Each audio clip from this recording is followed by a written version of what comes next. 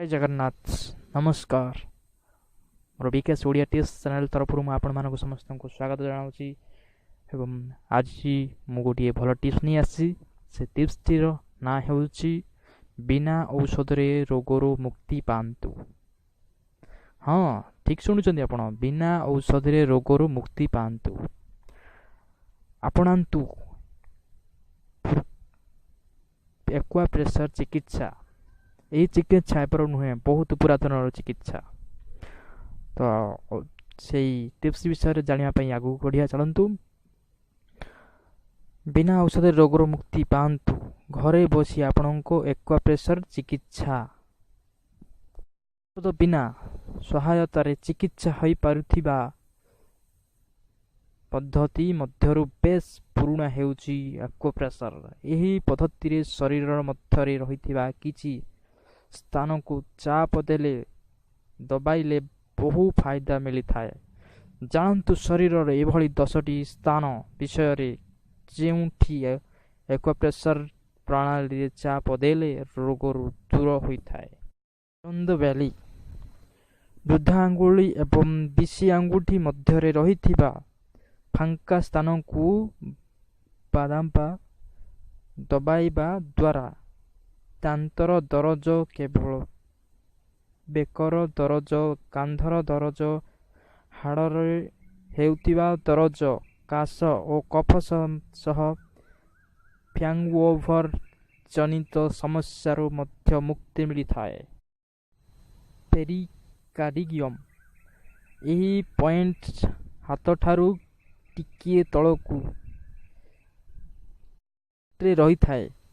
यहाकू दबाइबा द्वारा पागलपण मोशन सिजरेंस बांति पेटर गड़गड़ी चिंता chest pain एवं हाथर दरज आदि दूर होता है। यही पॉइंटटी कपालर ठीक मझिरे दुई फुलता मझी एवं आईब्रोर मझी मझी स्थान रही। यही स्थान को दबाइबा द्वारा व्यक्ति को मानसिक शांति दिए स्मरण शक्ति बढ़ाइबा सह चापग्रस्त दुर्बलता चिंता आखिर दरज एवं निद रोगर भल उपचार मिले। सी ऑफ ट्रांगुलिट छातीर मध्य भागरे यही यह रही थाए। यह को दबाइले आंगजाइटिस सर्फनेस डिप्रेशन हिस्टीरिया और इमोशनल समस्या मुक्ति मिली थाए। लेग 3 माइल्स गोड़े थिबा आंठुर तल भाग स्थान रे रही थाए। यह को दबाइबा द्वारा बदहजिम डायरिया गैस पेट दरज एवं बांति आदि मुक्ति मिली थाए। मितेल ठीक परे भाग तथा जंघर तल भागरे थाए। यही स्थान को आंगुठीर चिपी साहाय्य चिपी दबाइले पिठी बिंधा अंटा तरल गोड़े हेउथिबा हाड़ बिंधा गैस एवं हिपस व्यतीत साइटिकेर मध्य फायदा मिली थाए।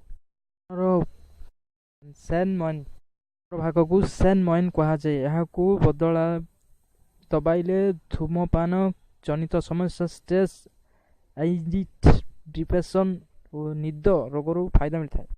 पिलर बेकर उपर भाग को हेबनाली पिलर भी 10 कहा जाए। यह को दबाइबा द्वारा स्ट्रेस एंजाइटी दुर्बलता चिंताग्रस्तता बेकर दरज एवं निद जनित समस्या मुक्ति फायदा है। धन्यवाद मोर वीडियो देखि आपको जदि वीडियो भल लगा ताले लाइक करंतु शेयर करंतु एवं जदि चैनल को मोर सब्सक्राइब। जय जगन्नाथ, नमस्कार।